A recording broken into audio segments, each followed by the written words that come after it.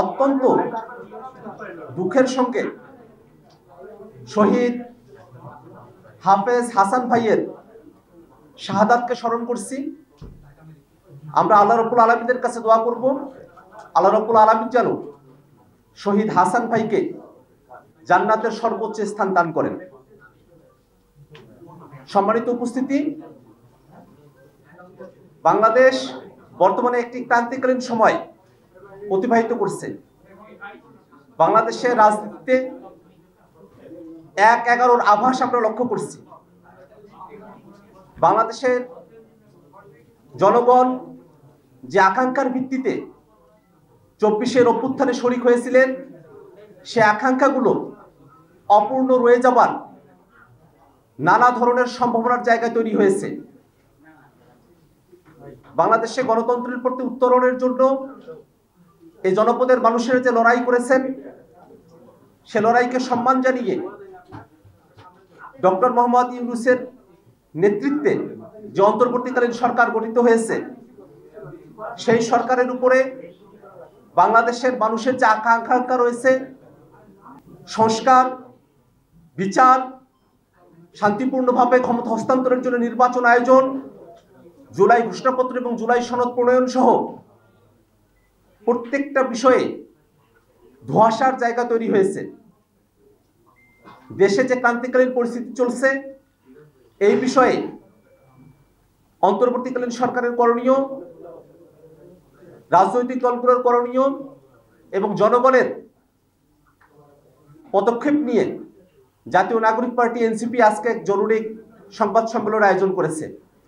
বাংলাদেশের জাতীয় নিরাপত্তার সঙ্গে সংশ্লিষ্ট যে বিষয়গুলো আছে, সীমান্তের সঙ্গে ওতপ্রোতভাবে জড়িত করিডর বা রিলিফ চ্যানেলের কথা বলা হয়েছে, এই প্রত্যেকটা বিষয়ে যেন রাজনৈতিক দলগুলোর সঙ্গে আলাপ আলোচনা করে তারপরে সরকার সিদ্ধান্তে আসে, এ ব্যাপারে জাতীয় নাগরিক পার্টি এনসিপির পক্ষ থেকে আমরা স্পষ্ট বক্তব্য আগেও দিয়েছি, আজকেও আমরা একই কথা ব্যক্ত করছি যে রিলিফ করিডর হোক আর হিউম্যানিটেরিয়ান করিডর হোক, যে সিদ্ধান্তের দিকেই সরকার অগ্রসর হতে চাক না কেন, সে ব্যাপারে যেন জনগণের মধ্যে এবং রাজনৈতিক দলগুলোর সাথে কোনো ধরনের ধোঁয়াশা না থাকে।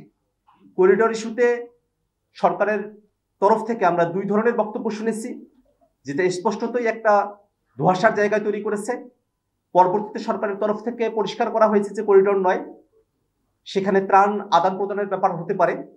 আমরা সেখানেও বলেছি যে ত্রাণ আদান প্রদানের ব্যাপার হলেও সেটা আসলে কার কাছে নিয়ন্ত্রণ থাকবে, সেটা কিভাবে পরিচালিত হবে, বাংলাদেশের স্বাধীনতা, সার্বভৌমত্ব বা মানচিত্রের কোনো ধরনের হুমকি সেখানে তৈরি হবে কিনা, প্রত্যেকটা বিষয়ে পরিষ্কার করে রাজনৈতিক দলগুলোর সঙ্গে আলাপ আলোচনা করে তারপরে যেন অন্তর্বর্তীকালীন সরকার সিদ্ধান্ত গ্রহণ করে। ডক্টর মোহাম্মদ ইউনূসের নেতৃত্বে যে অন্তর্বর্তীকালীন সরকার গঠিত হয়েছে, সে সরকার বিচার, সংস্কার, জুলাই ঘোষণাপত্র নিশ্চিত করার মধ্য দিয়ে নির্বাচনের দিকে অগ্রসর হবে, এটাই আমাদের প্রত্যাশা। সে সরকারকে 5 বছর ক্ষমতায় থাকতে হবে, একটা দীর্ঘ সময় কাজবিহীনভাবে সরকার সময় পাবে এমনটা আমরা মনে করি না। আমরা মনে করি অন্তর্বর্তীকালীন সরকার সময় পাবে তার কাজের ভিত্তিতে, যে কাজের জন্য যে আকাঙ্ক্ষার ভিত্তিতে অন্তর্বর্তীকালীন সরকার গঠিত হয়েছে, সে আকাঙ্ক্ষাগুলো পূরণ করে অন্তর্বর্তীকালীন সরকার তাদের দায়িত্ব সমাপ্ত করে নির্বাচনের দিকে অগ্রসর হবে। সেক্ষেত্রে অন্তর্বর্তীকালীন সরকারের তরফ থেকে ডিসেম্বর থেকে জুনের যে সময়সীমার কথা বলা হয়েছে, আমরা বিশ্বাস করি যে অন্তর্বর্তীকালীন সরকারের যদি সদিচ্ছা থাকে এবং রাজনৈতিক দলগুলোর যদি সরকারের প্রতি সহযোগিতাপূর্ণ মনোভাব থাকে, এই সময়কালের মধ্যেই বিচার, সংস্কার, জুলাই ঘোষণাপত্র, জুলাই সনদকে দৃশ্যমান করে নির্বাচনের দিকে সরকার অগ্রসর হতে পারে। অতএব 5 বছরের যে ক্যাম্পেইন বা 5 বছরের যে আলোচনা চলছে, তার সঙ্গে দলগতভাবে জাতীয় নাগরিক পার্টি এনসিপির কোনো সংযুক্তি নেই।